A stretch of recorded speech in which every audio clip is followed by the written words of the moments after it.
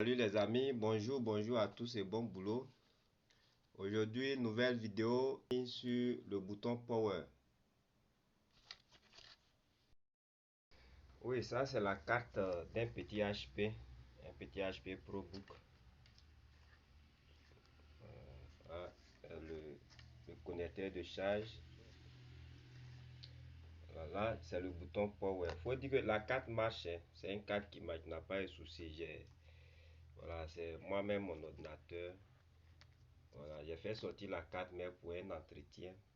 Voilà, c'est ce qu'on recommande aux gens. Au moins 2-3 mois, chaque 3 mois, il faut que vous passez chez le technicien pour un entretien, c'est important.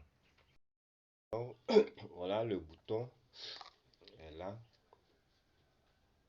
Voilà, c'est ce petit truc qu'on appuie et puis l'allumage déclenche. Voilà, là, c'est une nappe. La nappe connecte cette petite plaquette, bonjour, cette petite plaquette qui porte le bouton, voilà, sur cette connectique ici. Voilà, ça c'est le connecteur du bouton Power. Et à certains ordinateurs, le bouton Power est directement sur la plaquette ici. On appuie directement, mais à d'autres, c'est relié par une nappe. Voilà. Faut savoir que ces deux connecteurs, le petit connecteur qui est là et puis celui qui est ici, les connecteurs là ont les mêmes pins. Les mêmes pins.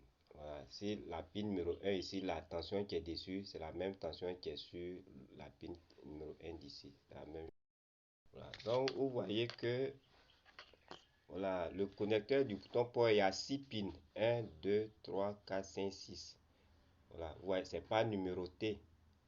Voilà. Mais nous, on sait où ça commence. Ça commence ici. Voilà. Comme je l'ai dit, toujours, vous partez dans la description, notre numéro WhatsApp est là. Vous nous contactez, on va vous apprendre les astuces. Comment faire pour connaître que le pin numéro 1, c'est ici. Parce que c'est ici ça commence. Notre contact est là-bas. Vous voyez cette carte par exemple, il n'y a aucun marquage sur la carte. Regardez la carte, il n'y a aucun marquage, rien.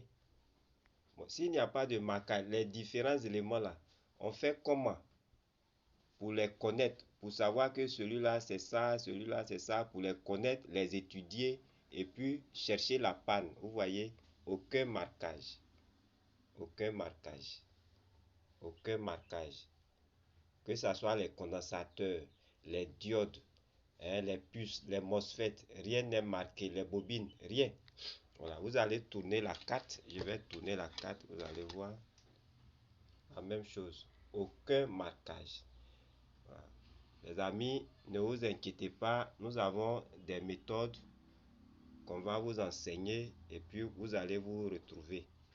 Vous allez vous retrouver. Là, c'est pas compliqué. Voilà. Pour celui qui n'a pas fait la formation, quand il est devant une telle carte, il est paniqué. Voilà. Mais ceux qui font la formation avec nous, nous leur montrons, nous les enseignons. Et quand ils voient ces genres de cartes, ils savent comment faire pour se retrouver facilement. Là, le schéma de la carte. Le bouton Power à la page 28. La patte numéro 1, voilà, la patte numéro 1, on a le NBS on, c'est la patte qui éveille le signal du bouton Power. Le NBS on, la patte numéro 1. La patte numéro 2, c'est la masse. Vous voyez la masse, ça vient au ground. La patte numéro 3, c'est le lead switch, le lead close, le senseur magnétique.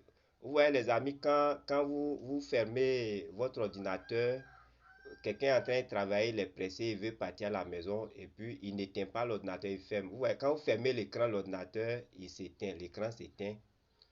Voilà, c'est cette patte-là qui gère ça, le lead close. C'est le senseur magnétique, c'est un senseur magnétique qui gère ça. Dès que vous fermez l'écran net, vous voyez l'écran s'éteint. Vous mettez l'ordinateur dans votre sac et puis vous partez. Voilà. C'est le lead switch. La patte le numéro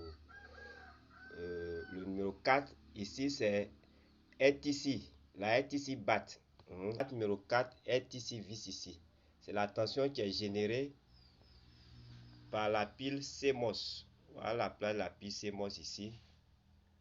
Voilà, normalement c'est ici on connecte. Bon, j'ai enlevé.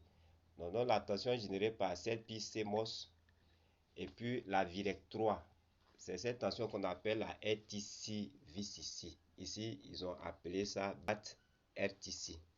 Voilà, une tension importante qui va aller réinitialiser le PCH. C'est la première tension sur la carte mère. Elle va aller réinitialiser le PCH, la RTC VCC. Voilà. Et le signal de réinitialisation est appelé RTC Reset. La patte numéro 5, vous voyez Deep LED. Deep LED.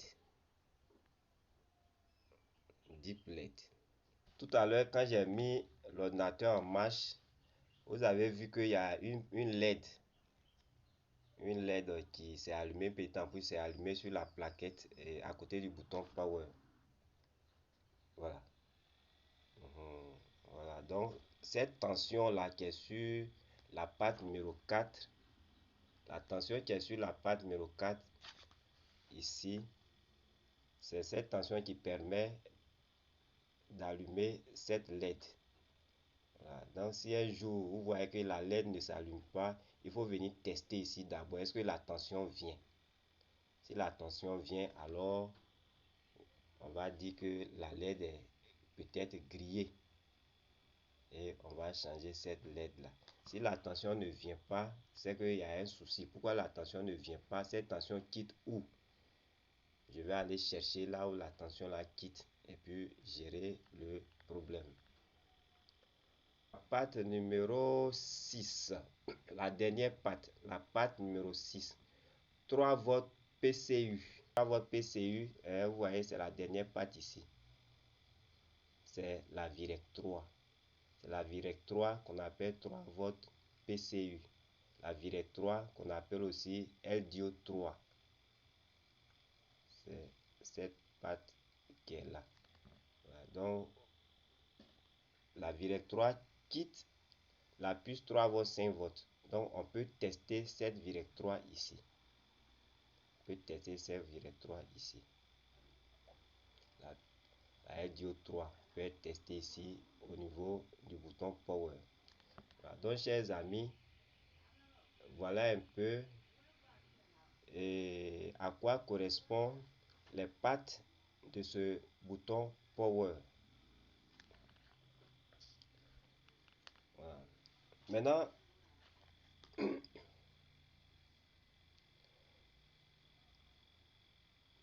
lorsque j'appuie sur le bouton Power, l'ordinateur il s'allume. Comment ça se passe pour que l'ordinateur s'allume? C'est là le problème.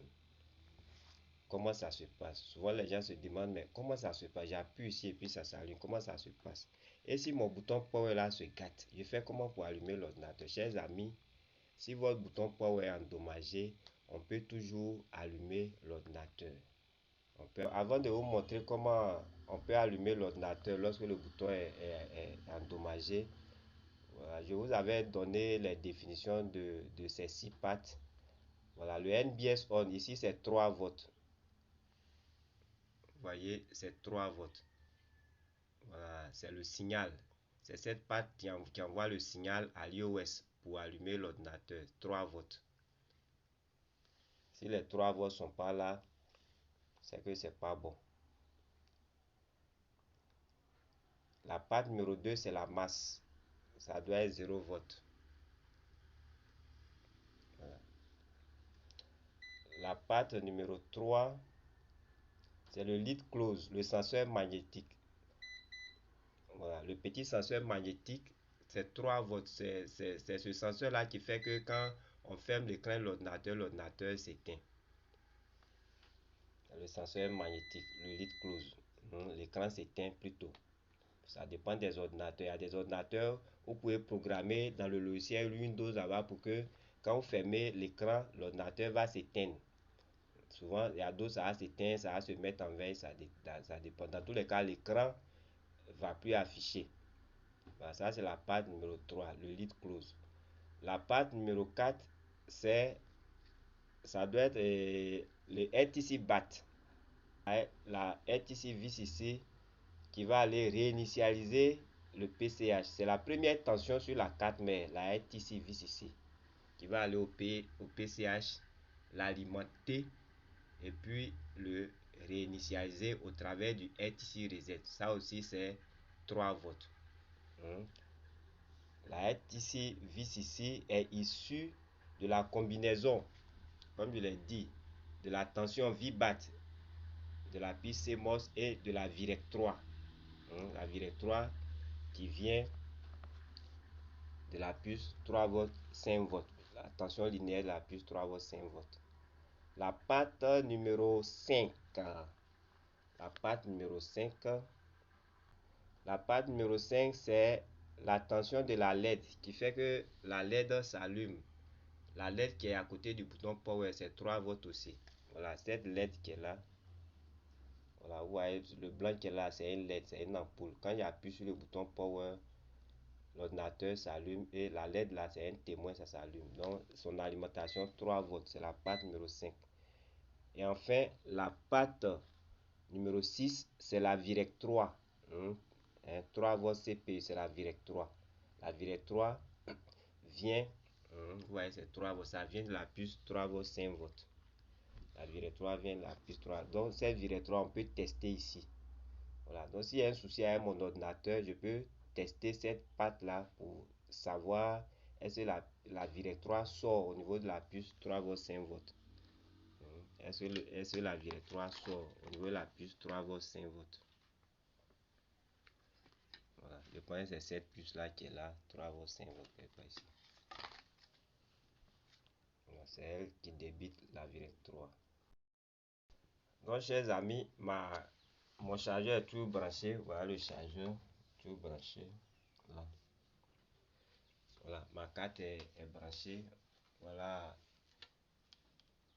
l'adaptateur. Je vais allumer l'ordinateur sans le bouton power. Voilà, si vous voulez, je vais enlever le bouton power. J'enlève, je débranche. Voilà. Maintenant, je vais l'allumer. Voilà. Pour que l'ordinateur s'allume, on court-circuite de manière brève la patte numéro 1 qui porte le signal de l'allumage. Le signal de l'allumage, je vous avais dit que c'est porté par la patte numéro 1. Voilà, ce signal va à l'iOS. L'iOS, c'est cette puce-là qu'on appelle l'iOS. Voilà, iOS. Embedded Controller, c'est-à-dire contrôleur embarqué. C'est l'iOS qui contrôle la plupart des périphériques sur la plaquette ici. La souris, le clavier, et voilà, beaucoup de choses. L'écran, l'iOS, c'est lui qui les active. Sans son activation, ces éléments-là ne vont pas marcher. La caméra, tout, c'est lui qui les active. C'est l'iOS. C'est un élément central. Voilà, donc, quand on appuie sur le bouton Power là-bas, le signal va venir ici à l'une de ces pattes. Si on prend le schéma, on va voir cette patte-là. Donc, il y a une de ces pattes qui va recevoir le signal et puis l'iOS va demander aux autres éléments qui rentrent dans le processus de démarrage de démarrer la carte. La carte va s'allumer, ça va démarrer, puis l'écran va afficher. Donc, on va court-circuiter. Il suffit de court-circuiter de manière brève. Voilà, je court-circuite. Voilà, j'éloigne un peu pour que vous voyez le ventilateur. Voilà, donc je court-circuite. Voilà, vous voyez le ventilateur tourne. L'ordinateur s'est allumé. La LED témoin là est allumée ici. Voilà, si comme mon bouton power était branché, vous allez voir, si c'était branché, vous allez voir la LED allumée. Voilà, donc on peut allumer l'ordinateur ici. Vous voyez, ça tourne. Chers amis, donc vous avez vu comment on peut allumer comment on peut allumer l'ordinateur sans le bouton power? Si le bouton a un souci, on peut l'allumer. Il y a encore plusieurs manières de faire. Voilà. Pour ceux qui vont nous contacter dans la description avec notre numéro WhatsApp, on va leur montrer comment ça se passe. L'allumage, le processus de l'allumage même, ça se passe comment? C'est vrai, j'ai appuyé, j'ai court-circuité, ça s'est allumé, mais comment ça se passe même? Comment ça se passe même réellement sur la carte? Le signal, c'est vrai, il va à l'IOS, mais comment ça se passe quand il arrive là-bas pour que les autres éléments puissent déclencher? Ceux qui vont nous contacter, on va leur expliquer tout en détail. Vous avez remarqué qu'il y a certains ordinateurs, même dès que tu branches, ils s'allument. Pourquoi? Voilà. Souvent, les gens qui ne sont pas dans le domaine, qui n'ont pas une connaissance poussée, les gens se demandent, mais comment ça se passe? Je branche mon ordinateur net, il s'allume. Dès que je branche le chargeur, il s'allume. Mais dès que je mets la batterie, l'ordinateur s'allume. Mais il y a quoi? Est-ce qu'il n'y a pas quelque chose qui est gâté? Chers amis, contactez-nous. Nous allons vous expliquer tout ça, le processus. Voilà, le dialogue entre les différents éléments de la carte. Voilà. Ces petits éléments, c'est quoi? Ça, par exemple, c'est un MOSFET. On appelle ça un MOSFET. Là, c'est une bobine. Et puis lui, là, c'est ce qu'on appelle la puce VRM. Une puce VRM. Puce centrale. C'est cette puce-là qui donne l'alimentation du processeur. Le processeur ici. Cette puce qui donne l'alimentation du processeur. Ce processeur qui est intégré, qui combine la carte graphique et puis le PCH. Le PCH, le processeur, la carte graphique, les trois là sont ici. Et souvent même, il y a le BIOS, il y a un BIOS dedans, le BIOS du PCH est dedans. Voilà. Il y a des PCH qui intègrent leur BIOS. Voilà. Donc, le processeur est là. Et c'est cette puce là, la VRM, qui envoie le V-Core. Tant que la VRM n'envoie pas le V-Core, votre ordinateur ne va pas démarrer. Ça peut s'allumer, le ventilateur a tourné, mais ça ne va pas démarrer. Parce que le processeur est en bout de chemin en fait. Quand pratiquement tous les éléments de la carte ont fini de faire leur travail, c'est là maintenant le processeur vient en dernière position pour déclencher et puis terminer le travail. C'est comme ça ça se passe. Donc le processeur, lui, il est là, il dort, il vous attend. Quand vous finissez, vous l'informez, le PCH l'informe pour dire tout est OK et puis bon, il déclenche.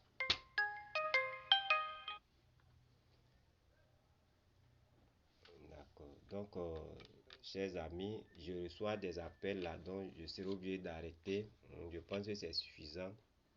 Là, pour connaître tous ces éléments là, c'est vrai que la carte n'est pas marquée. Il n'y a rien de marqué, mais nous, on va vous former pour que vous puissiez connaître tous ces différents éléments, les petits points là, c'est des éléments qui peuvent dépanner les cartes. Bonne journée à tous.